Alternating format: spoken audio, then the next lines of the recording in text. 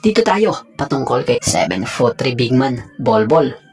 So noong nakaraang araw lamang, tila trending si Bolbol dito sa Pilipinas dahil sa may lumabas nga na balita na tila di umano kukunin daw ng TNT ang serbisyo nito sa darating na PBA Commissioner's Cup.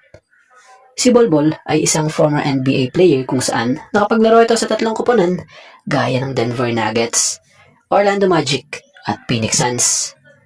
So dahil nga sa pumutok ang balita about kay Bolbol, may nilinaw nga po kung saan balita. Itong TNT team manager na si Jojo Lastimosa ay may nilinaw kung saan inamin ito na napag-uusapan nga nila ito. Pero wala pa silang nagiging agreement sa kampo ng nasabing big man. Nothing is definite, ayon sa nasabing team manager. So credit po sa fast break.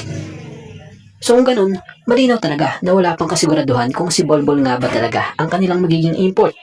Pero kung sakali pwedeng malaki ang maitulong nito sa TNT gamit ang size na to. Maasahan to sa depensa at yung height niya hindi hadlang sa galawan niya. 7'3" siya, nakala mo gwardya kung magbaba ng bola. Unique big man kumbaga. So sa opinion natin po pwedeng mag-fit ito sa sistema ng TNT dahil nga sa modern type of big man ang laruan nito. So tingnan na lang natin at abangan kung tuluyan bang makukuha ng TNT tropang giga ito or ibang import ang ating makikita sa darating na PBA this season 50. Tila ganado lalo ang South Korea ngayong second window ng FIBA World Cup Asian Qualifiers. Sa ganda ng pinakita nila sa first window kung saan tinalo nga nila ng 2 beses itong China nang walang naturalized player. At ngayong second window, eto't maaga nga silang naglabas ng kanilang final 12 at tila solid soccer lineup ito. So mukhang bawal ang pangit sa lineup na ito So sa lineup nga ng South Korea, ipapadala nga nila. Etong sila Jun Seok Yang, Yoo Yeon Moon, Ki Sang Yu, Jung Yoon Lee, Kyo Chang Song, Song Yoon Lee, Sung Min Shin, Daniel Eddy, Ji Hoon Kang, Yoon Jung Lee, Won Seok Lee, and Bobby Kim. So ano masasabi nyo sa lineup na ito ng soccer para sa second window ng FIBA World Cup Asian Qualifiers? At dito tayo sa import ng Ginebra na gagamitin this mid-conference ng PBA.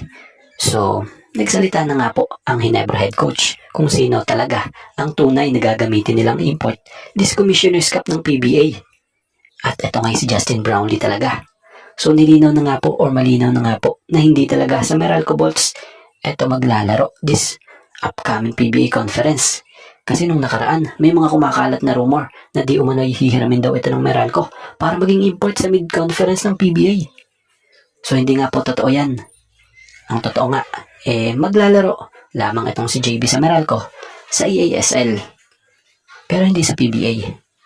Dahil si Justin Brownlee sa Ginebra ito talaga maglalaro sa PBA na kung saan si Coach Tim pa nga po ang naglinaw na rin yan.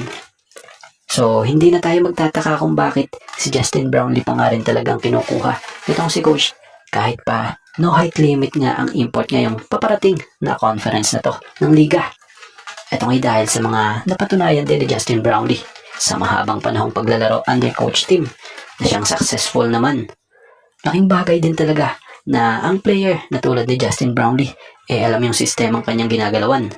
Si Justin Brownlee kasi ang naitutulong niya talaga sa Ginebra ay ang pagiging clutch scorer, playmaker at rebounder ng team.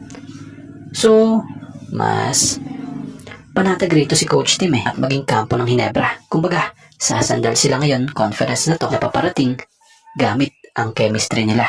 Dahil isa talaga ang chemistry sa nagpapatatag sa team at nagpapalakas.